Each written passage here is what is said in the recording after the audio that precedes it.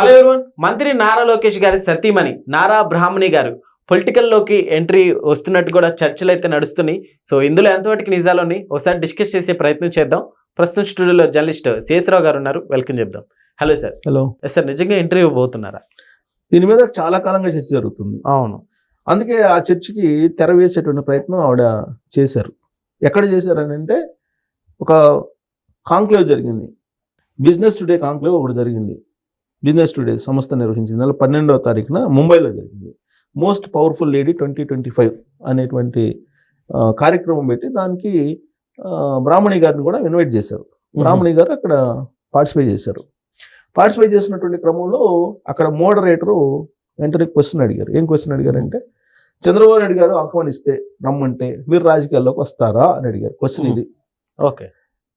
ఏమాత్రం తడుముకోకుండా ఆవిడ చాలా క్లియర్గా ఏం చెప్పారంటే, ప్రస్తుతం చంద్రబాబు నాయుడు గారు అలాగే లోకేష్ గారు చాలా యాక్టివ్గా పాలిటిక్స్లో ఉన్నారు. నేను హెరిటేజ్ ఫుడ్స్ దాంట్లో చాలా బిజీగా ఉన్నాను. రాజకీయాల మీద తనకి ఏమాత్రం ఆసక్తి లేదు.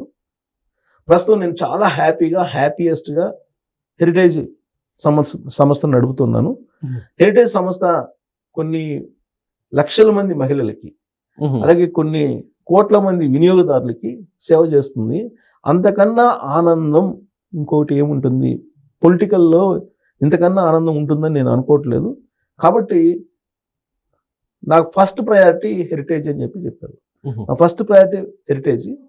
కాబట్టి చంద్రబాబు నాయుడు గారు రమ్మన్నా కానీ నా ఫస్ట్ ప్రయారిటీ ఏందని చెప్తాను. ఓకే. ప్రస్తుతానికైతే ఇది చాలా క్లారిటీ.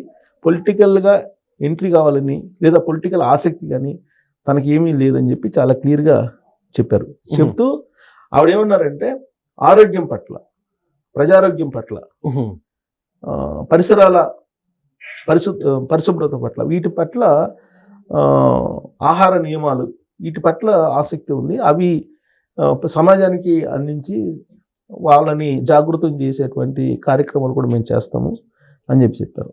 హెరిటేజ్ కారణంగా గ్రామీణ మహిళలు అనేక మంది లబ్ధి పొందుతున్నారు కదా. హెరిటేజ్ ఇప్పుడు పాడి గేదెలో, పాడి ఆవులో సాకేదెవరు, పెంచేదెవరు? గ్రామీణ మహిళలే. అవును సార్. గ్రామీణ మహిళలకి సంపద ఏదన్నా ఉందంటే వాళ్ళ ఓన్గా ఎక్కువ మందికి ఇదే పాడి. మరి ఈ పాడి ఇప్పుడు ఆ పాలు ఎక్కడ అమ్ముతున్నారు? ఎక్కువ హెరిటేజ్కి అమ్ముతున్నారు.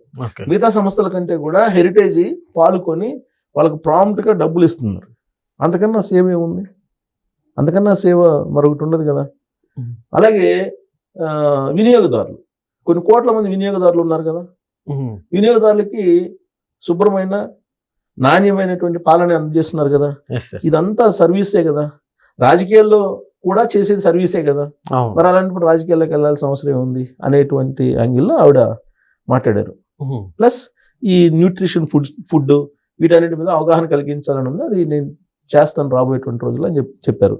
అలాగే వీళ్ళ గ్రామీణ మహిళల పట్ల చంద్రబాబు నాయుడు గారి ఫ్యామిలీకి, నారా బ్రాహ్మణి గారికి కానీ లేదంటే భువనేశ్వరి గారి కానీ ఎంత కమిట్మెంట్ ఉంది అని అంటే, ఈ మధ్యకాలంలో భువనేశ్వరి గారు నేను చదివాను, చాలా నిజంగా గ్రామీణ మహిళలకి ఆవిడ ఎంత తోడ్పాటును అందించాలని చెప్పి ప్రయత్నం చేస్తున్నారు ఆవిడ. ఎందుకంటే అక్కడ వాళ్ళు గ్రామీణ మహిళలకి వాళ్ళని పారిశ్రామికవేత్తలుగా చేయాలనేటువంటి ప్రయత్నం కనిపిస్తుంది ఆవిడలో. భువనేశ్వరి గారు మహిళల ఆర్థిక స్వావలంబన పట్ల ఎంత కమిట్మెంట్గా ఉంటారంటే, ఈ మధ్యకాలంలో మనకి ఛాయ్ వ్యాపారం చాలా ఫేమస్ కదా. బ్రాండింగ్ అనేక టీ టైమ్ అని ఇలా చాలా మంది పెట్టి బాగా సంపాదించేశారు.